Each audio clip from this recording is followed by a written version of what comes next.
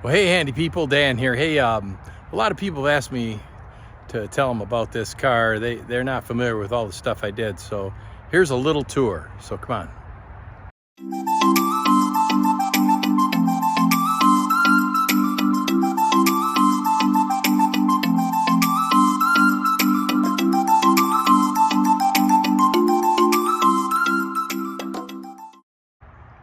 This is a 2000 Volvo V70R. It's in the fairly rare laser blue color. In 2000, they made 100 of these that were brought to the United States and actually Canada, to North America. And then in 1999, the year before, they brought 50. So the total of 150 of these cars came to North America. This one's a pretty good example. Body-wise, it's pretty nice. Overall, it's very nice. The car started off as a 2.4 liter, and it does retain its original engine. One of the things I did do to it was I added a 5-speed manual M56 transmission, changed it from rear-wheel drive, all-wheel drive, excuse me, to front-wheel drive. And oh yeah, there's extra pedals in there. It's got the two-tone interior, which was an option, and typical V70R accoutrements. And in the back, we have a nice Berber mat set, which was an option, and there's a 12-inch subwoofer installed. If you look to the front, you can see the gauge cluster and the single DIN radio for the aftermarket gauge setup. That 12-inch sub's powered by a 4x100 amp, and a 400 watt amp. And yeah, car's very stockish. Underneath, well, first off, the rear wheels and the front wheels are BBS Propus, 2-piece. Those are original C70 rims. The rear end on this car is a front-wheel drive suspension from a 2000 C70 coupe, and the front subframe is from a 2000 C70 convertible.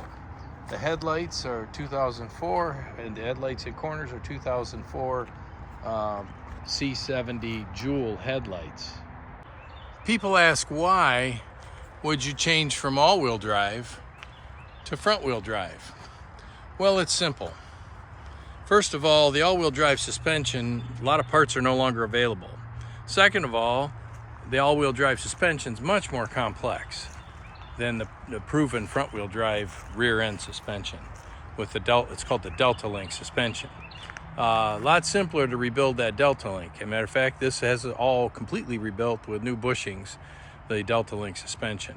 As far as brakes, it's the original V70R 302 calipers on the front, and on the rear, the stock 286, I think they are. And then under the hood, well, we've done some things.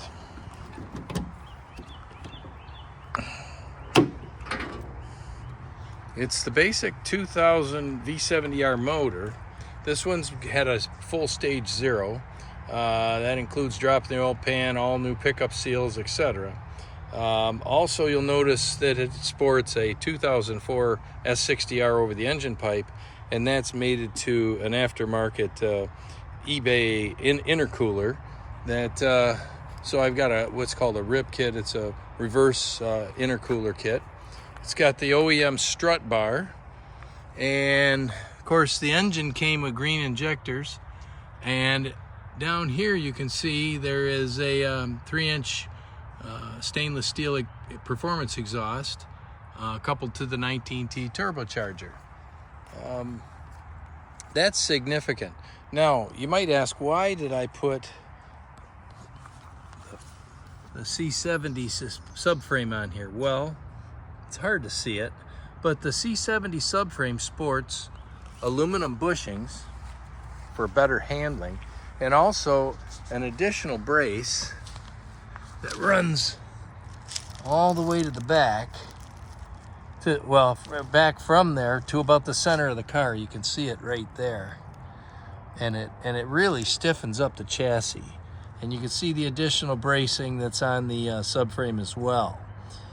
That helps in handling. I've also added an 850R rear sway bar to the mix.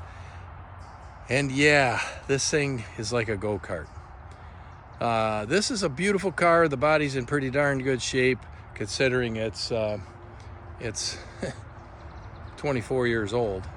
And she runs good. She runs strong. It's got a tune on it. It's got an initial tune. I haven't got the full tune on it. I'm about to change the exhaust manifold to what's called the Japanifold. I have that, and I'm going to do some work on the turbo too. So there's more to come, but here she sits in all her glory. Hey, thanks for watching, and please like, share, and subscribe.